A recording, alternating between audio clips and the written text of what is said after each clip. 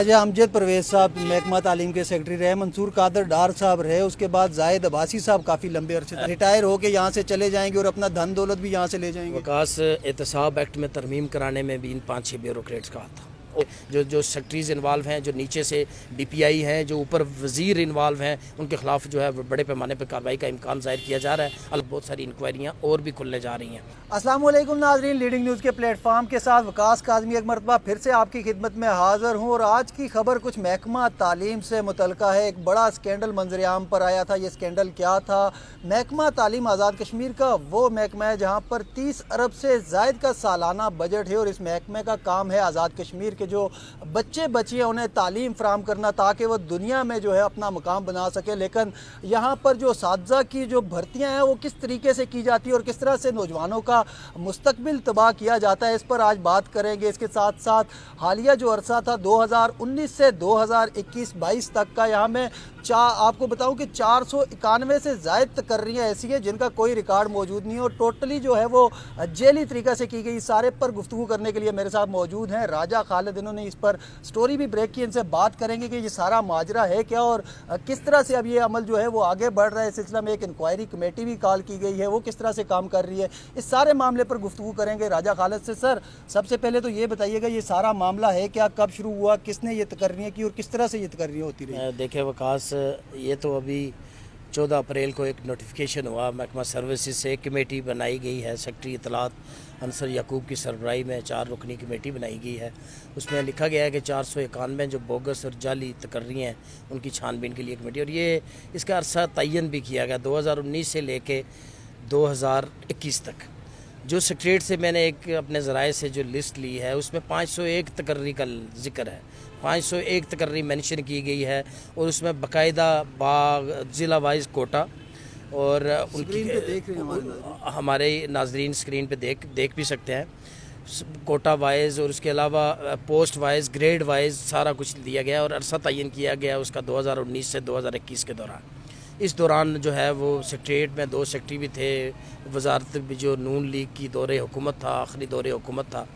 राजा अमजद परवेज साहब महकमा तालीम के सेक्रेटरी रहे, मंसूर कादर डार साहब रहे, उसके बाद जाहिद अब्बासी साहब काफ़ी लंबे अरसे तक इस अरसे में जो है वो राजा अमजद परवेज जो अभी सेक्रेटरी सर्विसेज हैं और इसी साल रिटायर्ड हो जाएंगे।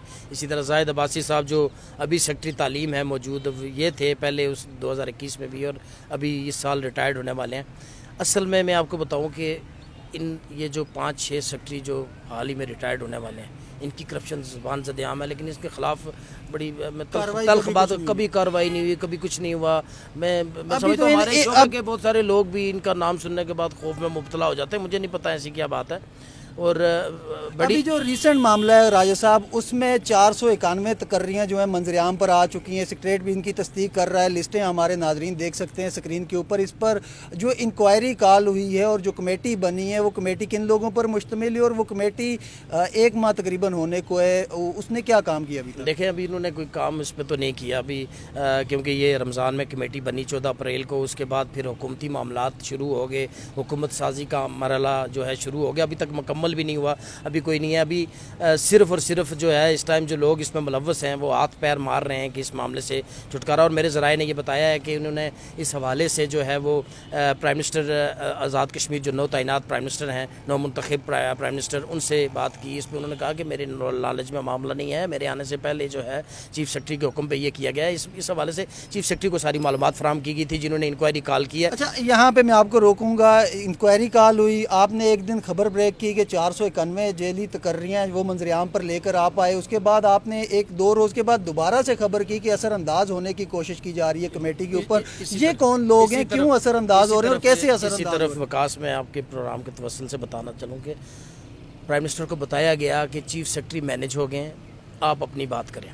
उनको सिफारिशें करवाई गई और माजरत के साथ बाज़ लोगों को जो अपने आप को जो है वो हमारे जो मुक़्तदिर हल्के हैं उनसे जोड़ते हैं और वहाँ की बाज़गश्त चलाई गई कि वो लोग इन्वॉल्व हो गए हैं और अब कुछ नहीं हो सकता। और इससे पहले भी यही मंतक चलती रही है, हमने देखा कुछ नहीं है उनकी तरफ से। एक ब्यूरोक्रेट है, उनके नाम के साथ लगता है जो ही उनका नाम आता है तो शायद उन्हें मुक़्तदर हल्के या जो हमारे अदारे हैं वो शायद सपोर्ट कर रहे हैं, उनके नाम के साथ ये चल रहा है और ज़बान ज़द-ए-आम है कि शायद वो लोग उन्हें सपोर्ट कर रहे हैं। इसी वजह से खौफ भी है, इसी वजह से लोगों में खौफ भी है। तो अब आप क्या समझते हैं जो मौजूदा इंक्वायरी कॉल हुई है इसमें में किसी पर हाथ पड़ेगा इस साल में? जिन ब्यूरोक्रेट्स का नाम इस सारे अमल में आया है, जो इस अरसे में तैनात है, वो तो इस साल रिटायर होने जा रहे हैं और ये कमेटी जो है वो अपना काम लटका रही है। देखें विकास, इसमें जो है ना 150 के करीब जो मालूमीन हैं, ठीक, इस मामले में 150 के करीब लैब असिस्टेंट वगैरह लगाए गए हैं, फिर छोटे दर्जा चारम के जो मुलाजम लगाए गए हैं, और बाज़ फर्जी और जाली मामलात हैं, उनकी तनख्वाहें भी खाई जाती रही हैं। फिर मेरी बात सुने, अब बदू इश्तिहार और जो है ना ये बोगस इश्तिहार दे के इन बंदों NTS और PSC मौजूद होने के बावजूद जो पढ़े लिखे रियासत के नौजवान हैं उनका हक खाया गया, और यहाँ पर जो है पर्ची माफिया ने जो अपने सिफारशी हैं वो भर्ती करवाए, जेली तकर्रियाँ की गई। ये सारा अमल हुआ। इसके बाद आज जो है मैं आपको बता रहा था, चीफ सेक्रेटरी और प्राइम मिनिस्टर को बताया गया कि चीफ सेक्रेटरी जो है वो इस सारे मामले से पीछे हट जाएंगे, आप अपनी बात करें। जिस पे चीफ सेक्रेटरी को बदनाम करने की कोशिश की गई, अब सुबह जो है मेरी इतला है कि कल काबीना इजलास से पहले या बाद में प्राइम मिनिस्टर और चीफ सेक्रेटरी की 1-to-1 मुलाकात है इस इशू पे, इसी मामले पे उनकी आपस में मुलाकात है, और बहुत सारे सेक्रेटरीज के तबादले भी ज़ेर गौर हैं इसमें, और बहुत सारी इंक्वायरियाँ और भी खुलने जा रही हैं। आप देखें, आप एक जो सेक्रेटरी मौजूदा सेक्रेटरी सर्विसेज है, आप इनकी बात मैं आपको थोड़ी सी मिसालें देता हूँ। ये सेक्रेटरी सर्विसेज लगे, यहाँ पे भी इनके गपले मंजर यहाँ पे आए, यहीं पे होते हुए इनको चार्ज मिला सेक्रेटरी स्पोर्ट्स का, वहाँ पे आप देखें KPL में क्या हुआ, सीज़न 2 ज़बान ज़दे आम पैसे लिए गए। मुझे ब्यूरोक्रेटों ने कहा कि हम गए, उन्होंने कहा जी हमारे मामला ख़त्म, मायदे पे इशूज़ थे बहुत सारे, मायदा कैसे किया गया। फिर खुराक में लगे, कयूम नियाजी साहब के दौरे हुकूमत में आपने देखा क्या, फारूक अदर साहब के साथ ये लगे। क्या फारूक अदर साहब ने इन्हीं का कहा था ना कि मैं इनको मीरपुर चौक में, शहीद चौक में जो है वो फांसी दूंगा, यही कमिश्नर थे।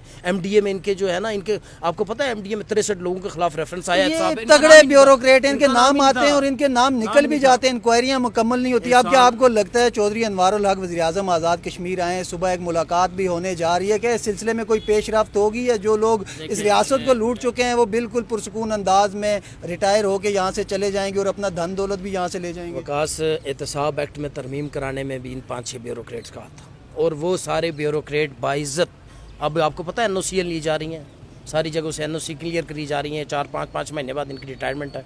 5-6 सेक्रेटरी इस दफ़ा रिटायर हो रहे हैं, 2-3 जो हैं वो बचते हैं, वो अगले साल रिटायर हो रहे हैं, और वो NOC ले रहे हैं इस टाइम, और खामोशी के साथ सारे अपने मामलात समेट रहे हैं। और इस दौरान ये वाली इंक्वायरी खुलना, मैं समझता हूँ कि ये एक बड़ा जो है वो है, और जो हमारे वज़ीर आज़म है, नौ मुंतखब वज़ीर आज़म, उनके लिए बड़ा चैलेंज भी बना हुआ है, और वो इस पर अब उम्मीद है कि वो करेंगे। देखें, फारूक अदर साहब इस ब्यूरोक्रेसी के खिलाफ बात करके आए थे हुकूमत में, 1.5 साल बाद ही उनको इतना कमज़ोर कर दिया गया। बड़ा दबंग ऐलान किया है पहले खिताब में, इन्होंने भी किया है, तनवीर इलियास साहब ने नहीं किए, लेकिन कैसे उनको, आपको समझ आई, ये तनवीर इलियास साहब के सिस्टम के पीछे यही लोग थे, ये 2-3 ब्यूरोक्रेट थे जिन्होंने इनको साफ़ किया।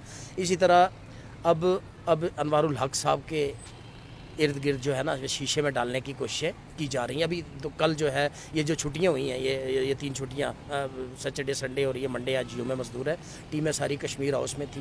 प्राइम मिनिस्टर आज जो है मुलाकातें जा रही हैं, उन्हें सांचे में डालने की कोशिश की जा रही है, और इंक्वायरीज और बात हो रही है कि हमारी रिटायरमेंट है। और ये मैं मेरे पास भी इस हवाले से, आप विकास देखें, आपने काम किया, इनकी ट्रैवल हिस्ट्रियाँ लें, इनकी देखें, ये किस कहाँ की इनकी शहरियत है। अगले दिनों में मैं आपको ये सुबह हम इंशाल्लाह अपने नाज़रीन तक ये सारी बात पहुँचाएँगे। वक्ती इस टाइम जो है मैं समझता हूँ कि ये जो 501 गैर कानूनी और ये जाली और बोगस कर रही हैं महकमा तालीम की 2 साल के दौरान आई हैं, इसमें मैं समझता हूँ कि जो सेक्रेटरीज़ इन्वॉल्व हैं, जो नीचे से DPI हैं, जो ऊपर वज़ीर इन्वॉल्व हैं, उनके खिलाफ जो है बड़े पैमाने पर कार्रवाई का इम्कान ज़ाहिर किया जा रहा है। अल्लाह करे ऐसा ही हो। जी बिल्कुल, इनका ये कहना है राजा खालिद साहब का कि बड़े पैमाने पर जो कार्रवाई है वो हो सकती है। नए वज़ीर आज़म आज़ाद कश्मीर में चौधरी अनवारुल हक, जिन्होंने खुलेआम ये मैसेज दिया था कि जिन लोगों ने करप्शन की उन्हें वो नहीं छोड़ेंगे, इसके साथ साथ जिन लोगों ने आवाम के लिए काम करना है वो करें, जो नहीं कर सकते वो घरों को जाएं। अब देखना यह है कि वज़ीर आज़म